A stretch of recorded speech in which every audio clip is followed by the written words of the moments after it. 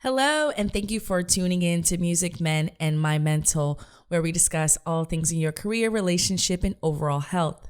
I am C. Devone, excited to be here another day. I'm so excited. I've been singing all day, even though the universe was trying to take me out. I'm telling you, I woke up in good spirits, mind feeling good, but then woke up to some emails and all types of nonsense, but that's okay. Got it back together. So, homework time. Last week, I was trying to share some homework, and it was about what does good health look like? What is that to you? Mental health, physical health?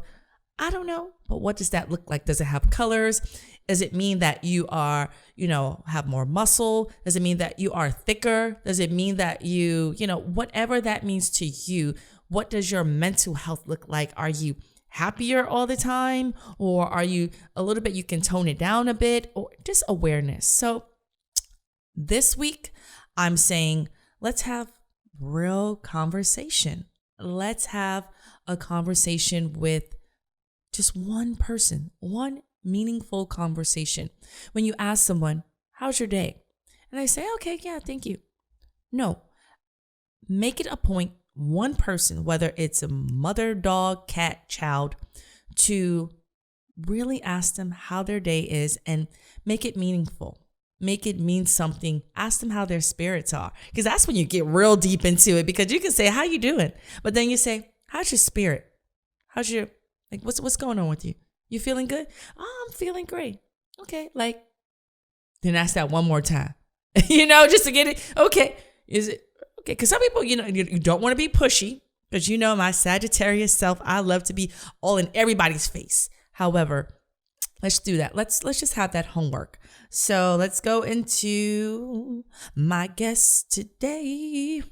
Her name is Deshaunda Brown. I'm going to have her introduce herself. She does a lot of great things, but also she has a big focus on mental health and mental health advocacy. So I'm just so tongue twisted today, but whatever. So I'm going to have you introduce yourself, because I don't want to mess it up. No problem. Well, hello, fellow Sagittarius. Hi. December or November? December. Okay, I'm November. It's okay. But you know what? We're all in this together. Right. You're my fellow Sagittarii. It's okay. You're still there. Right. So I am, like you said, I kind of do a lot. I am only 23 years of age. I don't like saying 23 years old because it's still young. Yes, it is very young, and it's a good, it's just when you say, baby, enjoy your life when you hear 23, right? Right. I am very passionate about mental health. Like you said, I originally started my career off in the music industry. I kind of got thrown right into it when I was in college. I started working with, reality television stars, rappers, singers, dancers, all that stuff when I was in Atlanta.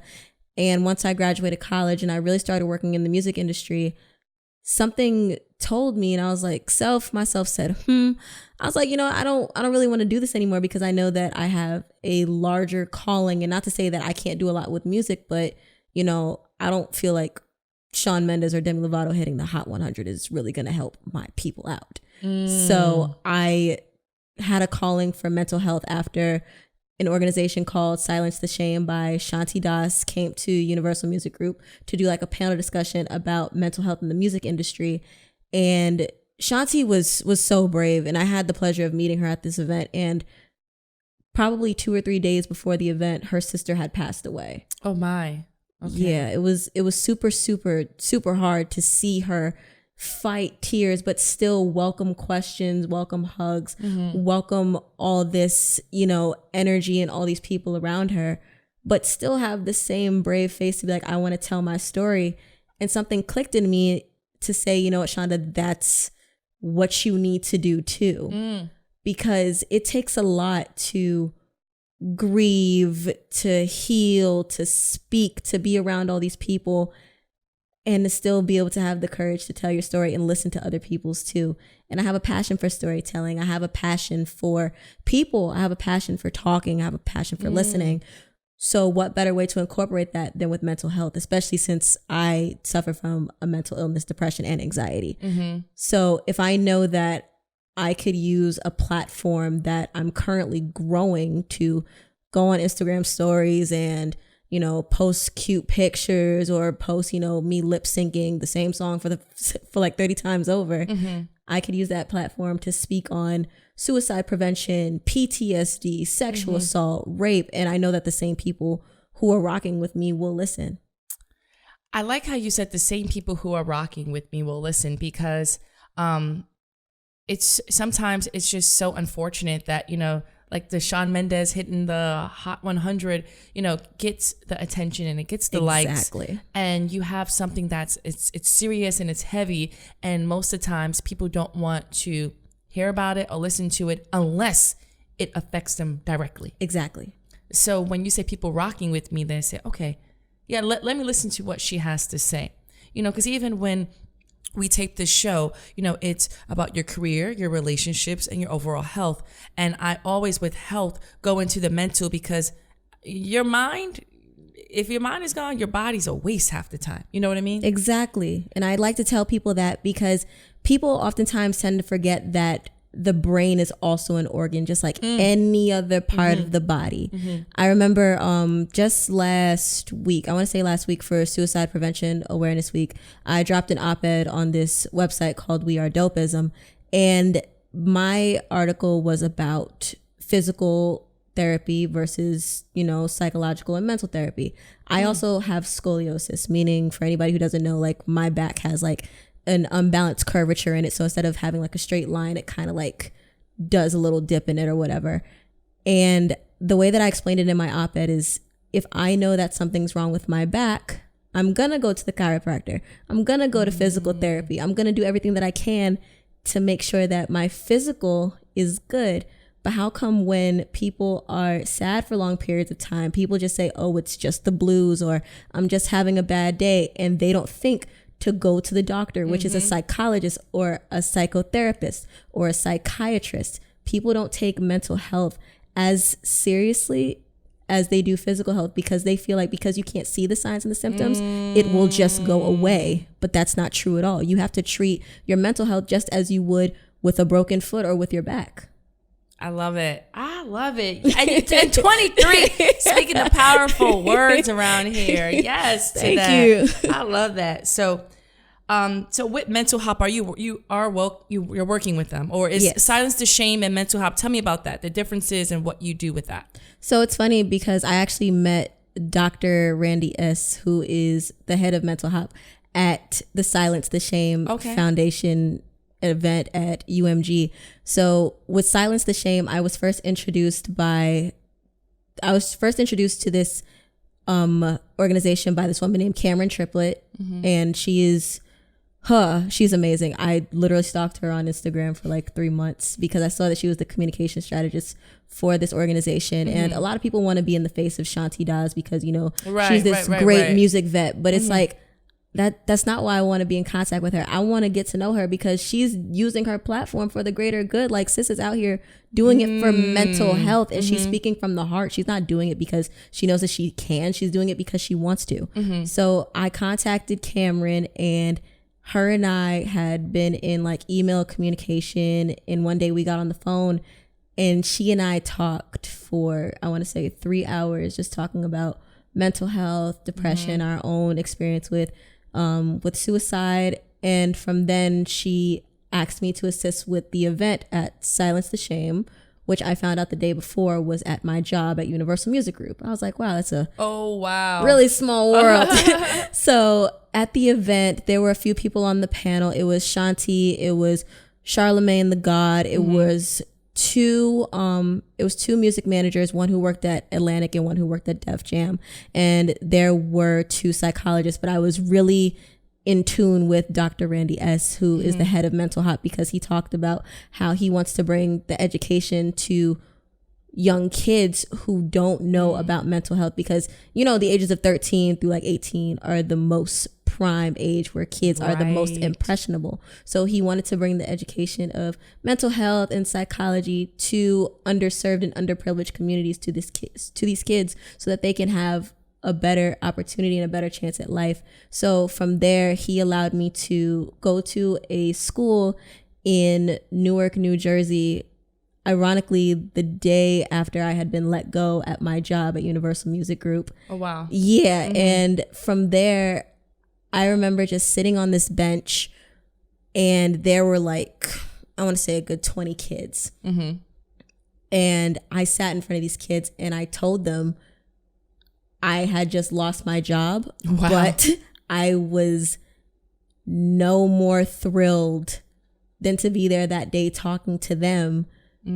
Because I felt like for the first time, I had actually been doing what I wanted to do, sitting, talking about my experiences, answering all these kids' questions, because a lot of them didn't know the words psychosis. A lot of people didn't know what depression meant. A lot of people didn't know how to readily identify anxiety because they thought it was just normal and nerves. But I felt like I was actually giving back to kids that are at an age where I wish I knew all this information and I can help them. That's good. Oh, and when one door closes, another one opens. I know, that's right. It was an opening of the mind right there. I love that. So going to your actual experiences, because you got here for a reason. You have your own personal experience with mental health, and you're so brave in sharing the physical and the mental. Thank you. And just by us having our phone conversations before getting here, I was like, we were having our own podcast interview. But yeah, go into your story with mental health. The crazy thing about mental health is that not even only, because it's a really large number if you think about it, 1 in 5 people suffer from a mental illness. I believe that. I would have never thought that I would be 1 in 5. Never. And African Americans, for the most part, we suffer from 4 of the most common psychological disorders and mental illnesses, which are depression, ADHD, PTSD, and suicide. And for me, I was unfortunate enough to experience, most of those.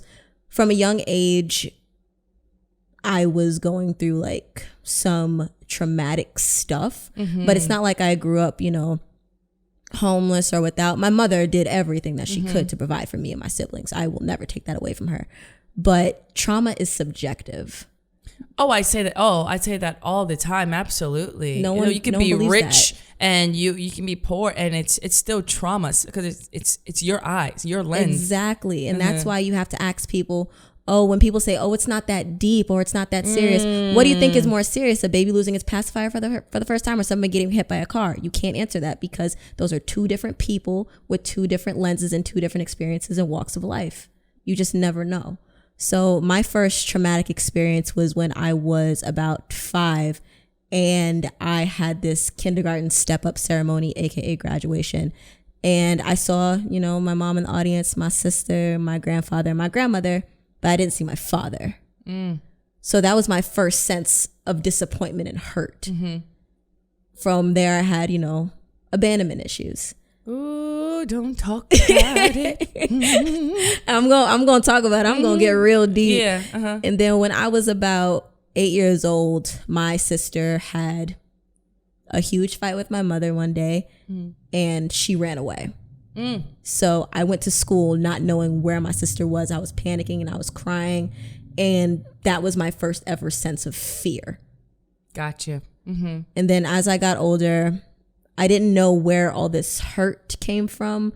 Because I'm 23, I could, readily look back at my experiences and be like, you know what, this is why, especially because I have a therapist. But as I was growing up, I was also like, wait, you remember 5? Holy shit. Because I don't remember 23. So I was like, you remember 5? Okay. Yeah, it's not that long. I have a freakishly great memory. Ooh, bless your heart. So you started realizing the trauma in your life. Yeah. But what was the point where you said, all right, I have to I'm going to get diagnosed, or someone diagnosed you, or like that point? I think my breaking point was, it was like, I realized I'm like a bottle. I can, follow the vending machine and I'll be fine. But if I put it in my bag and I forget about it and it shakes up a lot and then I go home and open it, it's just going to do its thing. Mm-hmm. I had just graduated from college, and people don't realize this, but post-graduation depression is extremely real. Very. Especially when you have all this peer pressure of, what job are you going to have? Are you going to get married? Are you going to have kids in some cultures? You see all your friends on social media having these fabulous jobs at these big companies or starting their own companies. And you're just like, woo. Okay. I never thought about that. I mean, I didn't graduate, 2 years ago or so. But, in this climate where people are entrepreneurs and it's so many startups, and you can be an influencer and make tons of money, and YouTubers and, all that stuff. So there's a career for everything. You can actually start your career, but I can see like if it's not popping, or, at the end of the day, you're broke no matter what you're doing. You might find a little sadness in your heart. Yeah, I was at wit's end, especially because in college, I was the girl who had my own radio show. I was the girl who was the editor of the newspaper. I was the girl that had all these internships, but I was also the girl that walked out of college with nothing. Ooh, yeah. Mm-hmm. It was very, very devastating for me. And I had a good support system. I had my best friends. I had my family, but I wasn't right. And I remember one day I did get this job, and I was an assistant. I was working at this entertainment firm. I had, at the time, the job of my dreams, but nobody knew that I wasn't getting paid. Oh, goodness, child. That was definitely when I was, trying to, go through the music industry. I was like, I will work for free. And it probably was very glamorous. And I've seen it with great. So many people. And that's how a lot of people did get started, Yeah. And basically, they would not eat until like that executive ate, and they were happy to add on an extra piece of lunch when that person ate. Like that would be their dinner for the rest of the night. Like not even a Metro card. And it killed me because I hate asking for help. Like even to this day, I really hate asking for help.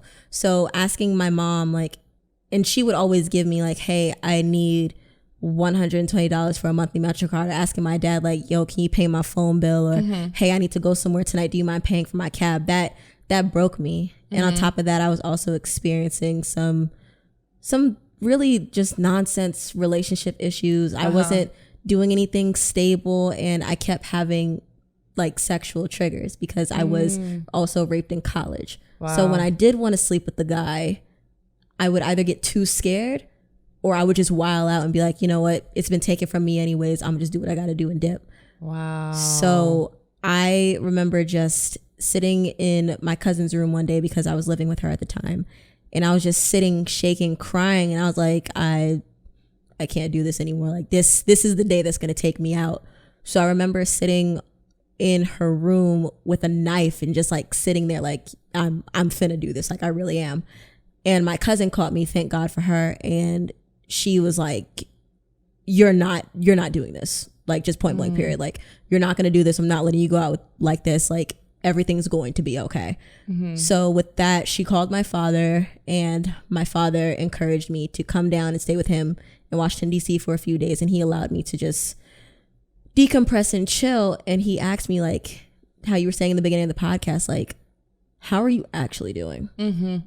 How are you actually feeling? And don't lie to me. And I remember just sitting on his couch and bawling like, I'm a failure. Nothing's going right. And he was like, you can always turn it around, but I need you to get some help first. Wow. That like put chills down my spine because, we often hear like, it's going to be okay. It's going to be all right. You have to change, it's you can change the way you feel. It's like, yeah, but you need help first. Yeah, he definitely, it's scary because my dad and my mom, they both worked for the Federal Bureau of Prisons, and my dad and my mom both worked with inmates very closely. And my father in particular did a lot of detective work. So he can tell when something's not right with somebody. He can, oh my goodness. Yeah. He knows everything. Yeah. He can tell when you're lying. He can tell when you're telling the truth. He can tell when you're about to lie. He's that good. And that's your father. Oh my goodness. So you got away with nothing. Oh, he didn't live with me, but But if he did, I wouldn't have gotten it. Can I with use that against nothing. men? I'm like, Daddy, can you he twitched his eye real quick. What that mean? all you got to know is if you look up, that means you're lying. Really? Yeah. Give me another one. If you look down, you're telling the truth. What? If you play with your hands, okay, ask me a question. Stick. Ask me a question. Ask me something. Go ahead. How you doing today? I'm fine. See, looking straight into the camera like, nah. You got to look at me. Okay, wait, go ahead. How you feeling today? Fine. Okay, See, now I know. You have like a nervous twitch. Okay, give me something else, like a random fact or What's something. your favorite food? Seafood. You have to think about it too hard. That means you're indecisive. Well, that's indecisive. That's a fact, okay? I need to know. You have to think about it for a second. Like, that one was easy, but okay, now I'm like look up, down, look. We told you here. With that lie detector. So wow, and then you got help, and then you started really. And wow, it was amazing because I would have never thought, because I didn't grow up with my father in the house, but as I got older and as he and I talked more about our relationship and my abandonment issues in particular, we built this very close bond. Like my parents are like, they're my rock now. Good. Like you couldn't ask me that 5 years ago. I would have been like, man, look, my parents don't know nothing. They think, but as I'm getting older, I'm just like, they were really looking out for me. I know it's so sad when you wake up and you're an adult and you're like, wow, I was such a bitch to my mom. I sure was. Or like, even with my father, I have my own abandonment issues with him. But I am still an advocate for fix the relationship with your father. I tell this to so many people. And it's not even for them, it's for yourself. So you can get past some things, because sometimes we harbor this pain and this hurt.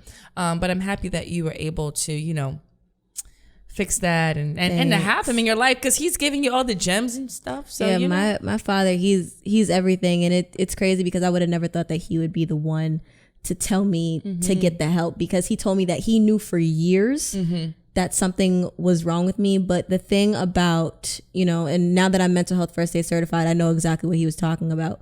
You can't force somebody to talk. So he said that he knew for a while that something was wrong with me, but he didn't want to force the conversation. He didn't want to be like, you need to get help. I don't care how fine you say you. He wanted to wait for me to come to him so he can be like, I know, and this is what I have in mind. Got you. I'm going to hold on to that thought because I have a question about that. So we went into, I have like so many questions, but something that we went into with mental health is dating, of course. We went into the career part of you, realizing this wasn't for you. Your spirit was speaking to you, but also like dating with a mental illness. The great thing is it's two parts to it, because some people are aware that they have a mental illness, dealing with depression, anxiety, things like that. And then there are those who do not want to get help, do not think they need help, feel that nothing is wrong. Right. We'll go away from those for a second. But as far as you are concerned, I know that you had said, I didn't even want to date because I felt like I was a burden to people. I didn't want to date at all, because when I had, a step back to the story, when I had first gotten to, a diagnosis and my therapist had told me that I had depression and anxiety, I remember bawling to one of my best friends at the time, sitting on her couch and being like, oh my God, what's wrong with me? But at the same time, I felt so relieved, like at least I know what's wrong with me. And I had been talking to this guy at the time. Needless to say, for a prequel to the story, he doesn't exist anymore. But bye. Honestly, I remember I called him and I told him, hey, I tried to off myself and I have depression and I have anxiety and I don't know how to feel, but I want you to know that I am getting help. I want you to know that I am okay. Because around him, I was always happy, smiling. So he would never see me down. And his response was, suicidal thoughts aren't real. I'm sorry, what? That was his response. Suicidal thoughts are not real. Life is not that serious. You're fine. I was like, heard you. Didn't talk to him after that. Like that was the last conversation.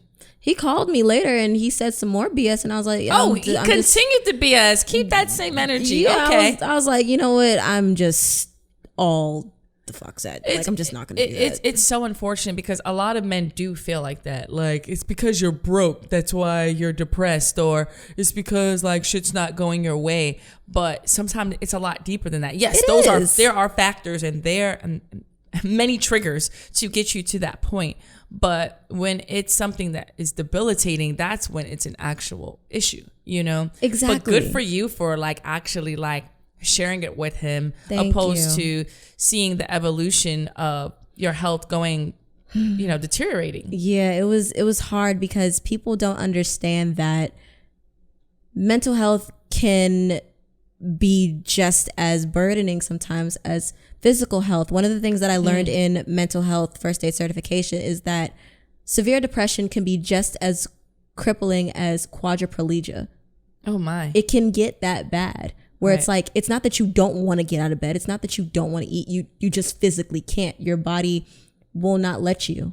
Mm-hmm. And I felt like that some days. And I wanted to open up to him and tell him, like, this is actually how I feel. Like, I smile and I go out and I party, but I'm not happy, like, at all.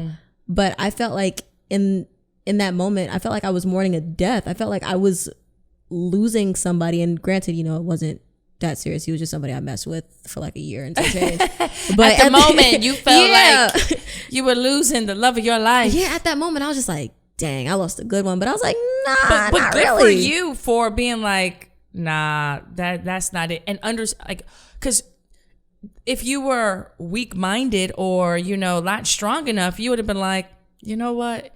You're right. Maybe it is just me, you know, and just want to be in the comfort of his arms, opposed to like actually needing a little bit of a pill or going to therapy every week and thinking that he can be your therapist. So like, good for you for being like, you know what? You're not it. You may actually be a toxic person because you're saying these words to me and they're not helping me. You know? It wasn't helping me at all.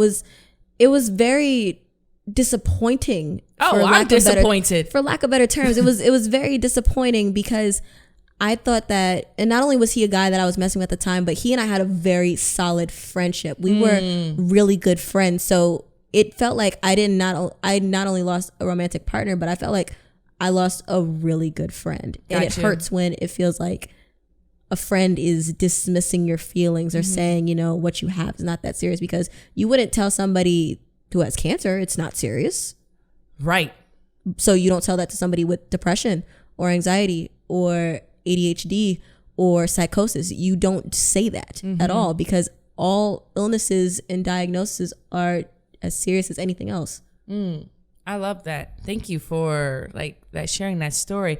But then you mentioned to me that like, you're like, well, I just wasn't dating anyone for like a time, and then eventually you found someone. So going to the beginning of that story of like, you know what, basically you went like what, a year or two where you just were like, listen, no date, not even, don't say hi to me, don't look at me, bye. Like I was like I had like a very wide spectrum. I was either like, don't talk to me, or shoot, I'm talking to everybody. Like I was doing everything. I had a hot girl summer, I had a cold girl winter. I did everything in between.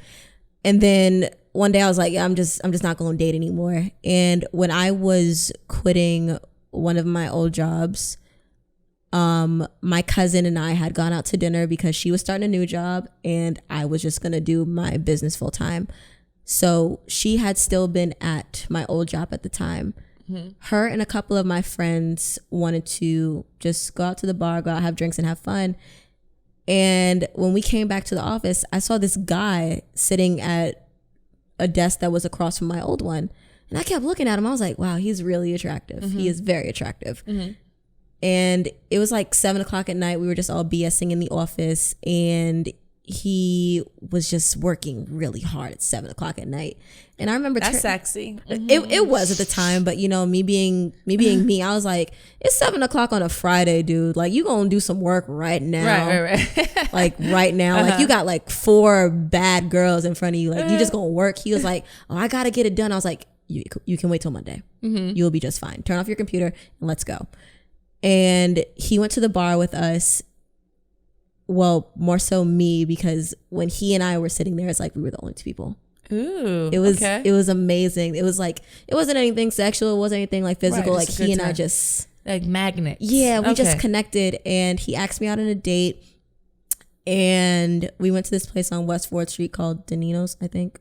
He knows. But we went, and I remember him having this look on his face during the date as we were getting to know each other. And he told me that he had something to tell me that was kind of like a boner killer. And this was on the first date. This was on the first date. Okay. The very first date, which was 2 days after we had met. So I was like, nothing you can say can be worse than anything I've ever done or ever seen or ever experienced. So just shoot. And he told me that he had epilepsy. So I had heard what epilepsy was a few times, but I never exactly knew what it was. So he told me that he has seizures. He's on like two or three different medications that he has to take every day. And he understood if I didn't want to see him anymore. And I was like, I tried to off myself and I have depression. You're not, like, trust me, you're fine. You're not your illness. You're not your diagnosis. You're a person with a good heart. You have epilepsy. I have depression. Shit, we in this together. Let's do this together. Yeah, like we in this together, bro. Like it's fine.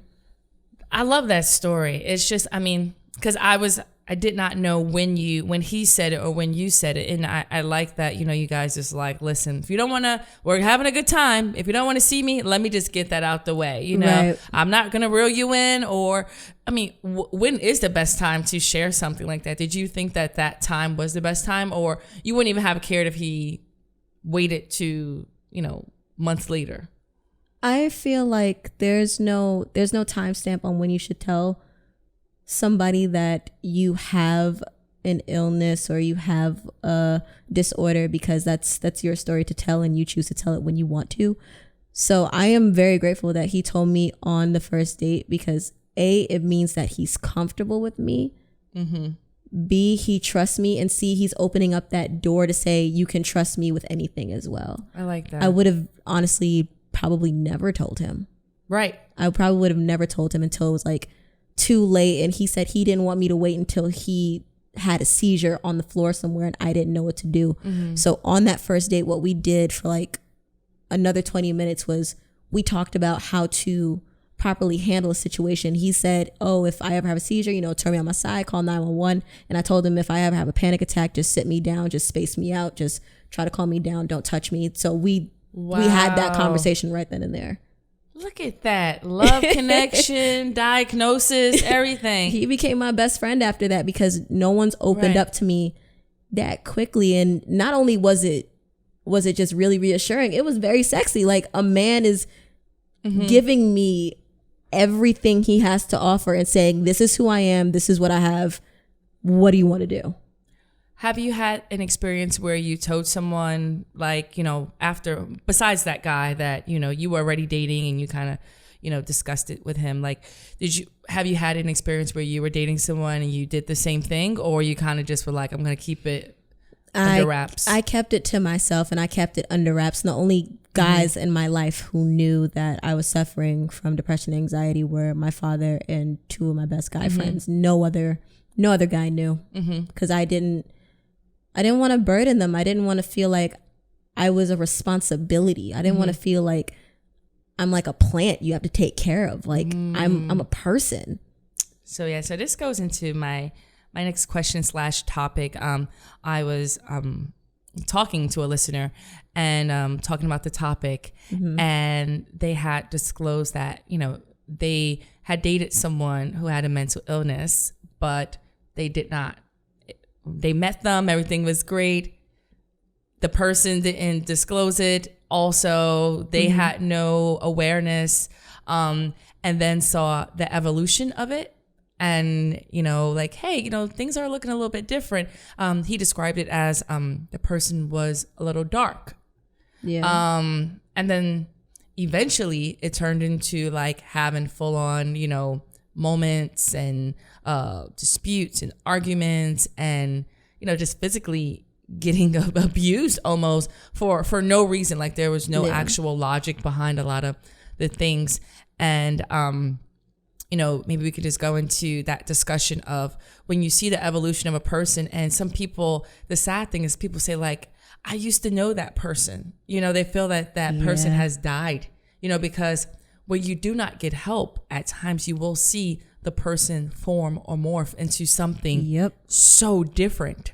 And this person just basically said, I tried to help that person. They didn't want to get help. And they said they were okay until I was attacked in my sleep many times. And then it was me versus them. Wow. And I hear this story a lot. And then you hear people say, oh, well, don't date that person. They're crazy. That person's crazy. Because one of the times, they're not getting help. So it comes across as quote unquote crazy. And I don't even know if there's a way to even, talk about this properly, because this happens so often, and it's just sad and it's unfortunate to see people, not get the help that they need, and then they have to be abandoned because it is me or you at times. Right.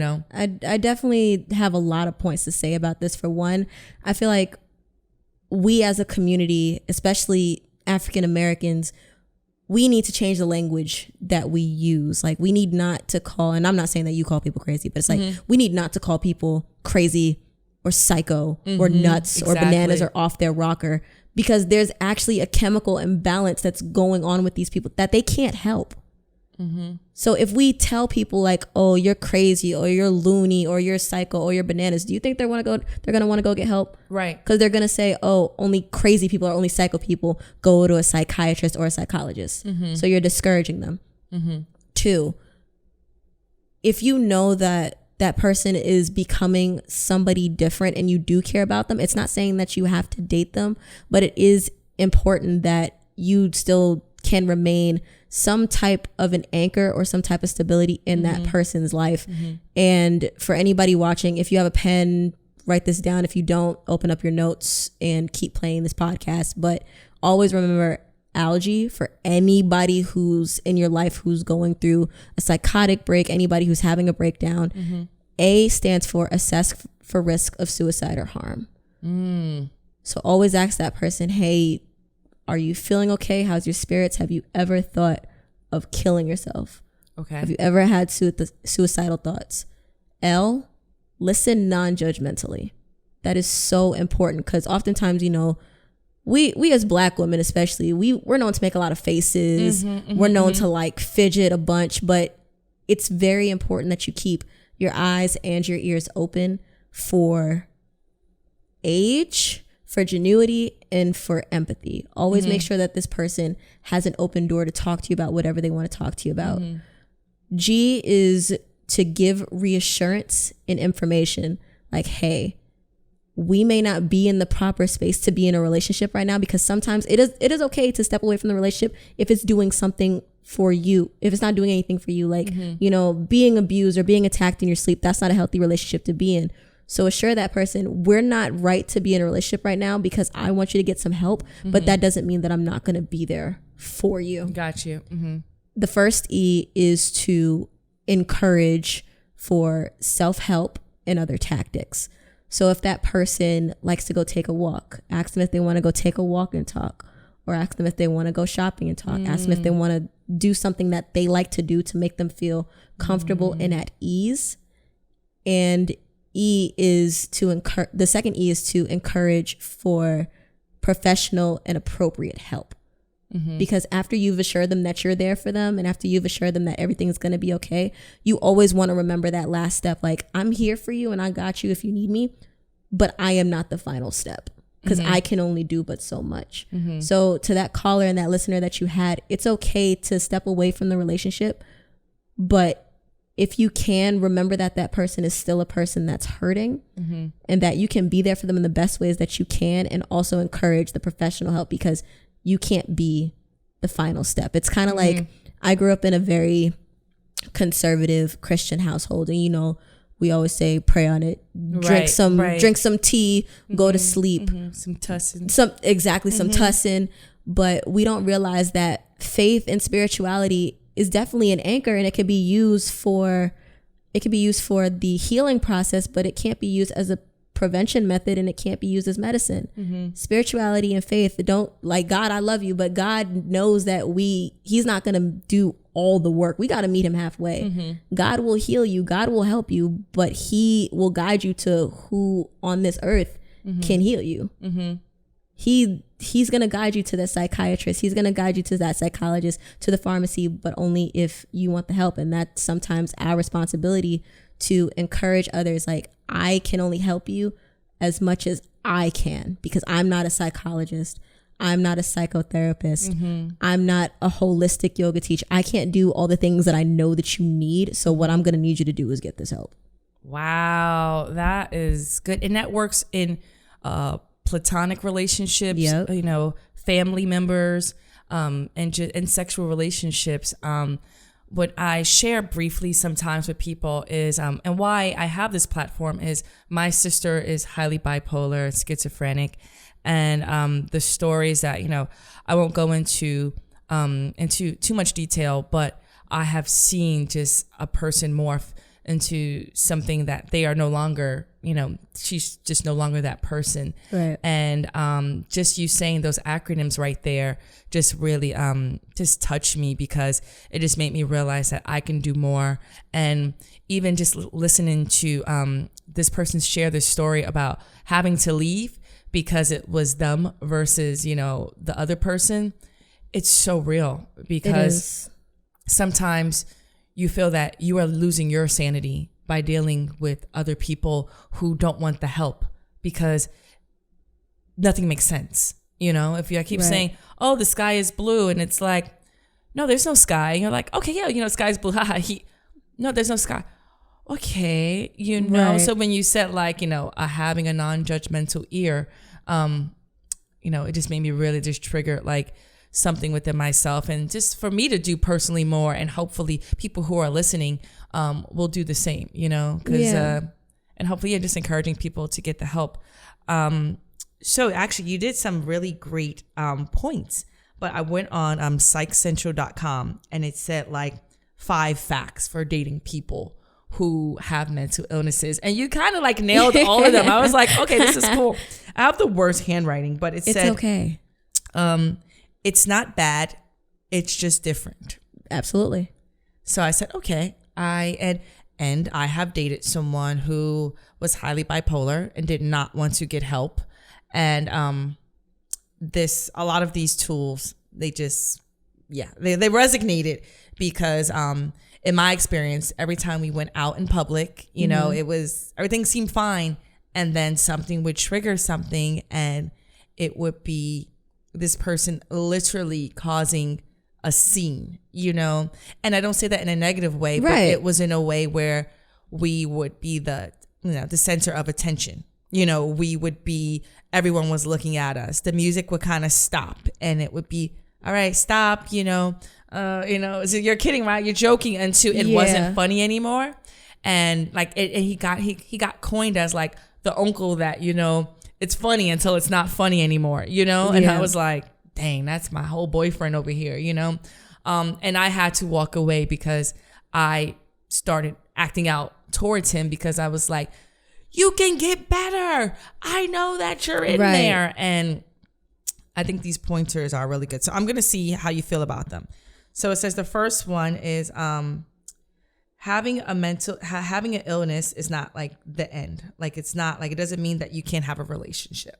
I definitely agree with that. I feel like there are very healthy relationships, and not like, I'm not married or anything like that, but I can confidently say that my relationship with my current boyfriend is very healthy. Like, he has seizures and I have psychotic breaks and panic attacks, but we are completely healthy. I feel as long as you're very self-aware, and as long as you know who you are, and as long as you know where your health stands, where the other person's health stands, as long as you have that trust, that bond, and as long as you know that you guys are looking out for each other and not being like, oh, you have to get help or I'm leaving you, or, you know, you have to take your pills every day and start acting like very, very erratic, because that's not erratic, because that's not going to help.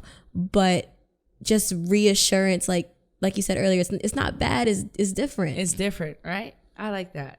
So 2 said communication, and you nailed it as soon as you were like, him and I said, you know what? this is my situation, this is yours. You had to open lines of communication. Yep. So it said, even if you decide to have one day a week where you actually check in with that person, Yep. Which was funny because this is before I even did the homework of checking in with the person.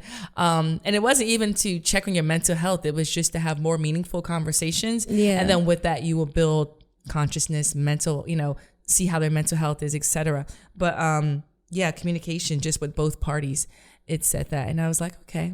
But you already said that, like right away. I was like, maybe she wrote this. Right? I think that communication is essential in not only romantic relationships, but platonic as well, or even people that you see on Instagram or on Twitter. I make it my business to reach out to 10 people I don't particularly talk to a week just to ask them, hey, how are you feeling? Or I saw that, you got into a car accident, or I saw that, you lost a family member, or I saw that, you said that you're not doing that well in school. How are you actually doing? Do you want my number? You can call me. If you're not free right now, we can set something up to meet later. Communication and lines of communication are always important because it's always good to know that someone is listening and that you're seen.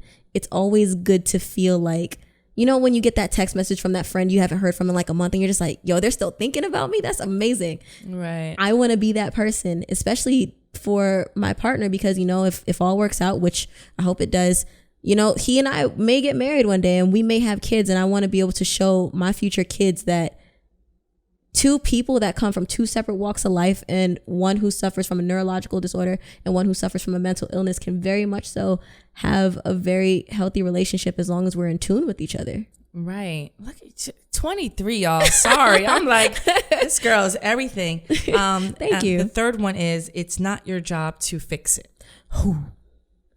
Child. I was going to say that one may be a little. It's true. It is not your job.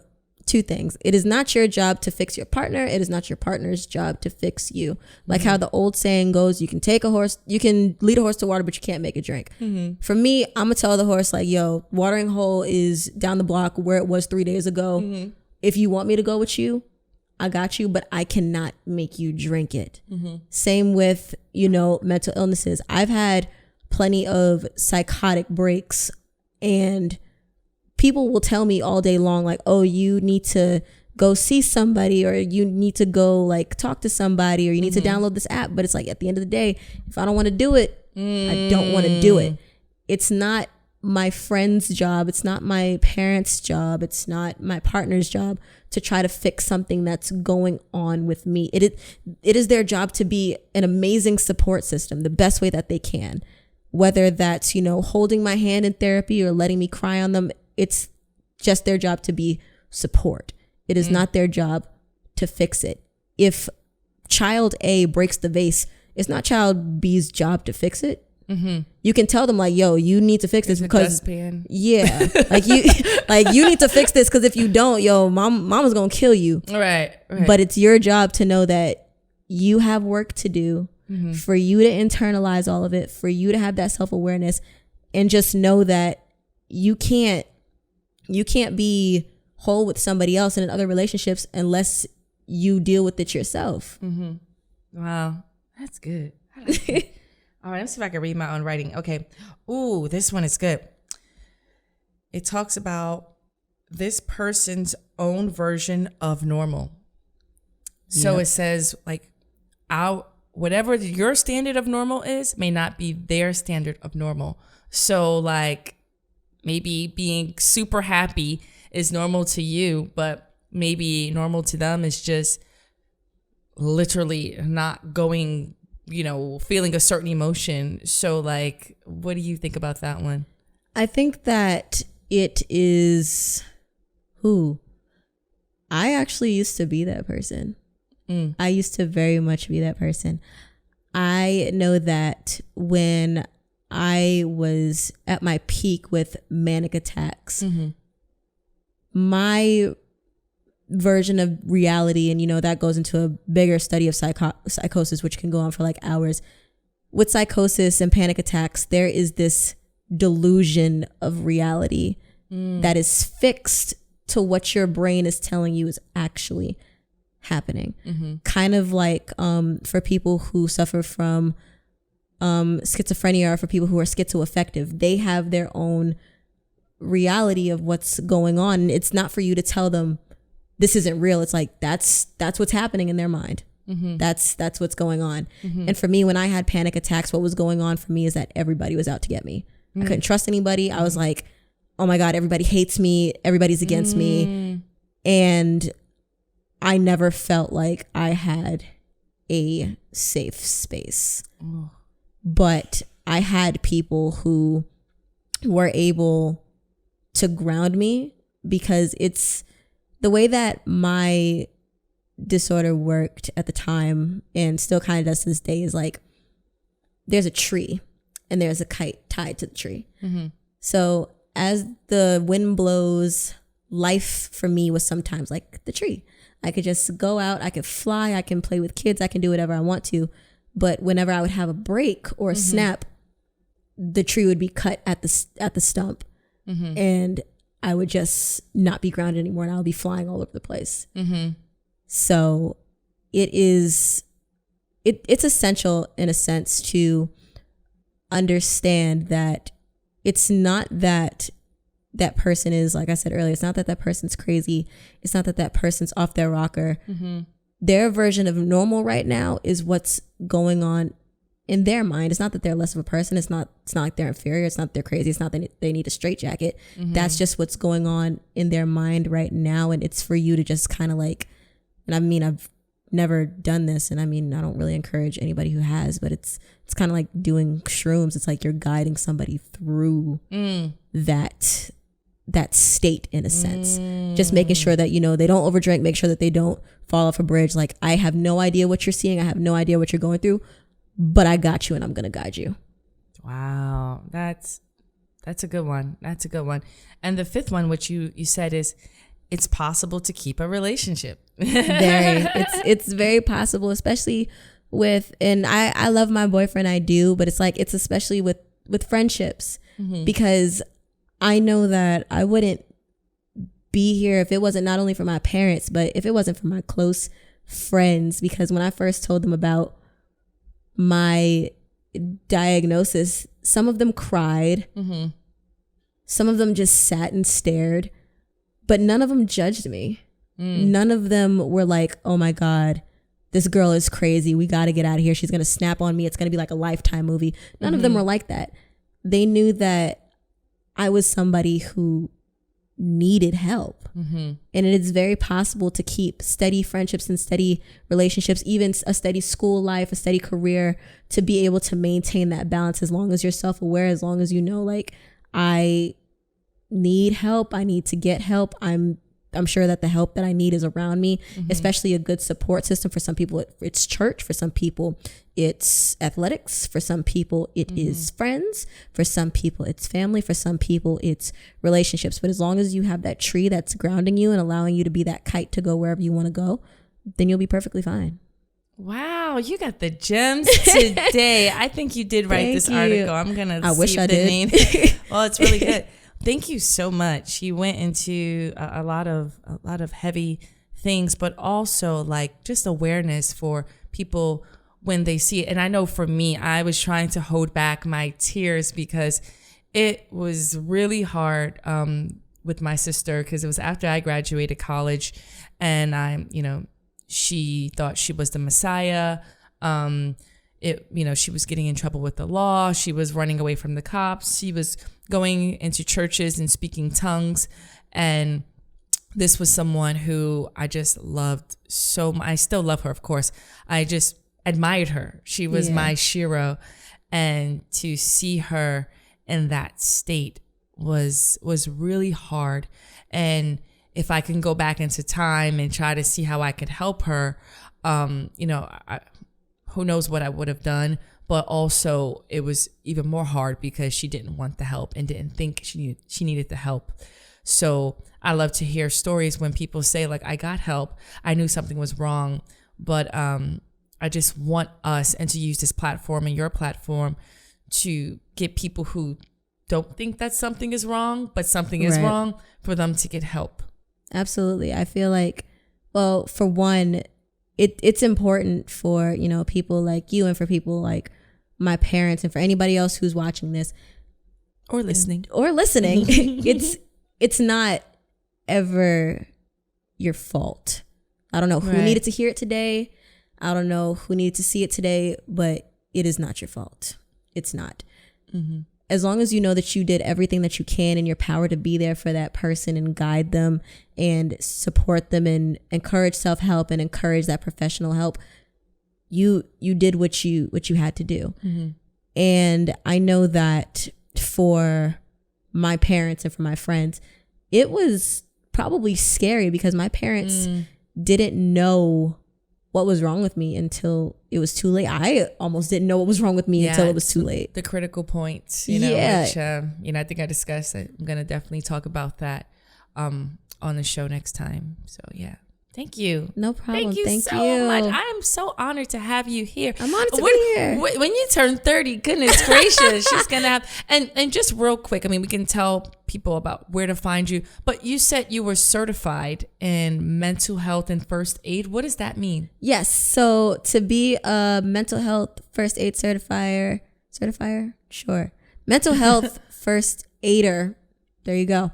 So New York City, for anybody who doesn't know this, I'm not sure if you know this either, but they have this program called Thrive NYC. Okay. So thrive.nyc, and you can sign up for an 8-hour class either on the weekends, or you can do 2 4-hour classes during the weekday. And it gives you a breakdown of all the psychological illnesses and mental illnesses, how to deal with somebody who's going through a psychotic break, somebody who's having a panic attack, all the statistics, which is where I know a lot of stuff from. And at the end of the course, you're a certified mental health first aider. So if you see somebody who's, about to jump off the train tracks, or somebody who's about to, go into a panic shock, you are now certified to be able to deal with that person. You're not going to be the person that's negotiating the person that's, about to jump off the bridge. Like in the movies. Yeah, no, you're not going to be that person, but you can be the person where it's like, if you see them on the street and you notice that they're like twitching, or you notice that they're like having some type of panic attack, you are certified and able to help that person. But always know that you are not the final step. Always call a plainclothes officer, because we don't do officers. We just don't. But thrive.nyc. Wow. Do that. It's amazing. It's free. Oh goodness. I'm gonna get my I need to, because one of the topics we talked about is seasonal depression. And I said, with seasonal depression, you have to find an activity, and one is another one to have an activity, and second was to have a goal. And that would be a goal for I will add that to my goals on top of the myriad of other shit I need to handle that tried to take me out today, Lord. Amen. But you know what? God is good. So where can we find you on Instagram, Twitters, and all those social medias? It's funny because Instagram is probably the only thing I have besides Facebook. Hey, listen, you're 23. You're supposed to only have whatever's popping. I know, but everybody's getting on me about Twitter, especially Black Twitter, because it'll be popping sometimes and I miss everything. I always forget Twitter, and Music Men and My Men Too has a Twitter, and I need to definitely go on it. So anyway. My Instagram is @SignedShonda, so SIGNED, Shonda, like Shonda Rhimes. And then on Facebook, I'm signed, Shonda, where you can find all of my blogs and all of my upcoming events. So that's where you guys can find me. And www.signedshonda.com is where you can find all of my blogs. Yes, the blog is really cool, and you write for so many people, and I don't know how I do it. Yeah, she does it all, and just kudos and thank you for just being so brave to share your story and to want to help other people. So, all right, guys, thank you for tuning in to Music Men and My Mental. I'm C. Devone. Thank you, Deshonda Brown, for being on the show. And make sure you subscribe, YouTube, Instagram, Twitters. I'm going to get on Twitter again, at Music Men and My Mental. And have a great day. Make sure that we are balancing this career, relationships, and overall health. Bye. Bye.